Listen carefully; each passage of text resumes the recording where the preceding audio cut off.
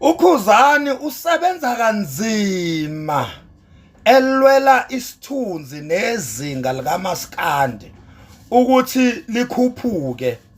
Ebese kuba khona umuntu ekuthiwa uNtuntsula, udunudunu, osebenza kanzima ukuthi ajivaze aphinde ehlise isithunzi sikaMaskandi. uKhuzani waqala ngomculo kaMaskandi ukuthi kube nebhola, kube nama team kuma genres omculo whereby kudlalwa ibhola, kwakhiwa ubumbano, kube nama tournament. Lonto yathakaselwa kakhulu eSouth Africa yonke kuma TV. Ibhola elaqala uKhuzani wamema uBig Zulu kulo, baba bobabili noBig Zulu, la televiswa kuma television ethu iSouth Africa yonke. Kwaphuma igama lokuthi umnikazi wawo wonke lomqondo uKhuzani, umculi kaMaskandi. Laphakama igama likaMaskandi, wahlonishwa uMaskandi ngenxa yokuthi bekuzwakala ukuthi ungqondongqondo walento yokuthi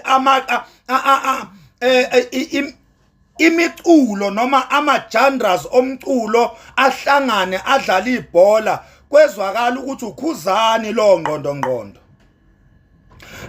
Wahlonishwa njalo uMaskandi, laphakama igama likaMaskandi, wathandwa uMaskandi, usuthandwa ngisho abelungu, uthandwa amakhaladi, uthandwa amandiya, uthandwa izo zonke inhlobo, amapedi, amashangana, amavenda. uMaskandi sikhuluma nje uyaziwa iSouth Africa yonke neAfrika yonke ngenxa yomqondo waqhamuka nendlamlenze wokuthi imiculo yonke eSouth Africa ayidlale ibhola, kwakhiwa ubumbano.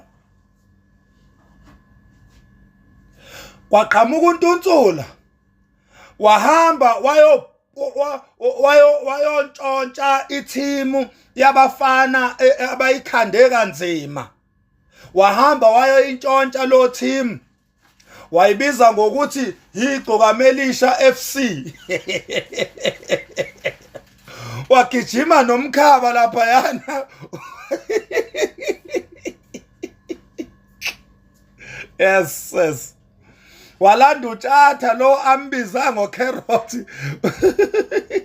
Walanda uTshatha oKhuzini lo ambhoqa wambiza ngokuthi umiso kukaCarrot.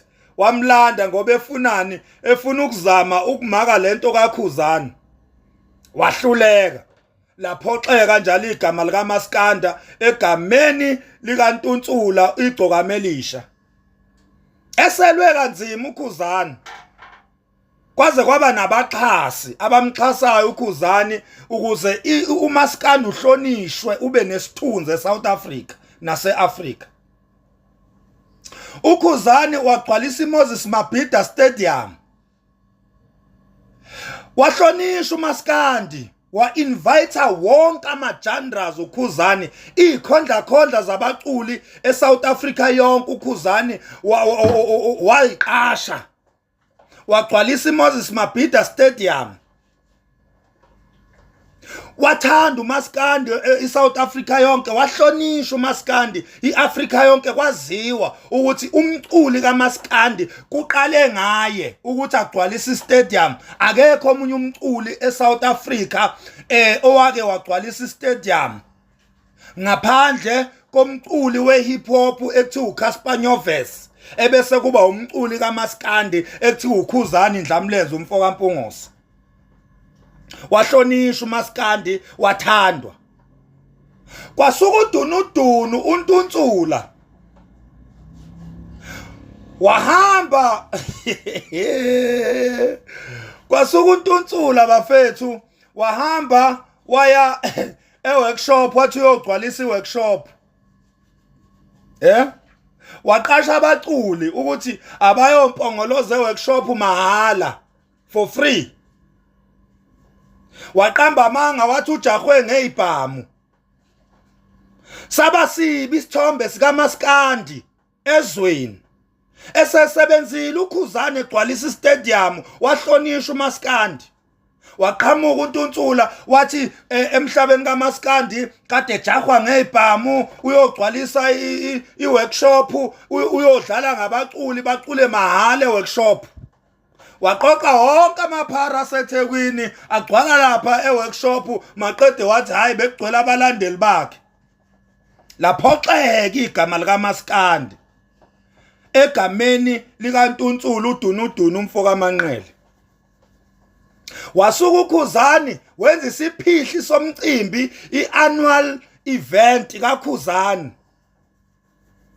Le all white spring picnic ayenza unyaka nonyaka uKhuzani. Wakumema abaculi wonke amagenres wagcwalisa lapha eMoses Mabhida uKhuzani every year njengoba kulonyaka ezogcwalisa iOrlando Stadium. Lahlonishwa njalo igama lika Maskandi bafethu wathanda uMaskandi waba nesithunzi uMaskandi egameni lendlamlenze. Isukile intuntsula manje yenzeni intuntsula isivele yamema abaculi manjena yathi bafethu before that yamema abaculi yathi abahambe bayoyiwelcome ibuya phesheya kwezilwandle. Yathi abayocula bampongoloze lapha ya egugudlamini eworkshop. Baculele nje ukuthi yena ubuya phesheya. Yamangala iSouth Africa ukuthi yakenzeka lento ukuthi kube khona nje umuntu okuzoculela ukuthi yena kade ephesheya kwezilwandle ubuya phesheya kwezilwandle kuzoculelwa lokho nje ukuthi uNtuntsula ubuya phesheya kwezilwandle. Laphoxeka igama lika Maskandi liphoxwa ukwehliswa kwesithunzi sokuthi kunomculo ozoculelwa nje ukuthi yena ubuya phesheya. Yalwa indlamlenze ilwela isithunzi sika Maskandi. Ngo-2020 indlamlenze yakhipha i-hit song, kahle kahle i-hit album. Kuleyo album eyayithi isipoke singafi. Kwaphuma ingoma eyaqenqeleza phambili eyayithi ijele. Yahlukanisa unyaka ihlula wonke amajandra aye ku top 10. Wahlonishwa uMaskandi egameni lendlamlenze. Kuthi uKhuzani uhlukanisa unyaka umculi kaMaskandi. Ingoma yatrenda yathandwa zonke indawo.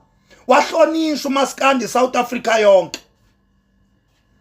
Kwaqhamuka uNtuntsula nekhova zakhe bathini bathi hayi uKhuzani uyivotele. Laphoxeka igama lika Maskandi sehla isithunzi sika Maskandi ikhova noNtuntsula bedumisa amanga egameni lika Maskandi ukuthi umculi owinile waphakamisa isithunzi sika Maskandi. Bathi bona uyivotele betshela iSouth Africa yaphoxeka iSouth Africa waphoxeka uMaskandi eSouth Africa egameni lika Ntuntsula nekhova zakhe. Njengamanje uKhuzani usephindile walwa futhi wadedela isikhondla sengoma ethi umjolo lowo. Yathandwa ingoma yathandwa zonke indawo yashaya imiliyoni within 2 days into ebiqala ngqa engakazi yenzeke kuMaskandi ukuthi kube nengoma ezoshaya imiliyoni in 2 days. Yashaya 3 million in 3 weeks. Yashaya 3 million views ku YouTube in 3 weeks iphumile. Bisina 3 million lengoma ethi umjolo lowo. Nge1 month bisina 4 million ku YouTube. Into engakazi yenzeke kuMaskandi ayikho ingoma yakhe yashaya 4 million in 1 month. Kuqale ngengoma kaKhuzani ethi umjolo lowo indlela ebesithanda ngayo lengoma. Sayivotela yahlukanisa unyaka. Wahlonishwa uMaskandi laphakama igama lika Maskandi. Kwasuka ikhova ezimchiliba nodunudunu inkosi yazo balwa. Baphoqa uMaskandi bathi bahamba bayo celebrate iluze emdletsheni ngomhla ka 6 January. Ba celebrate ukuthi bahluliwe.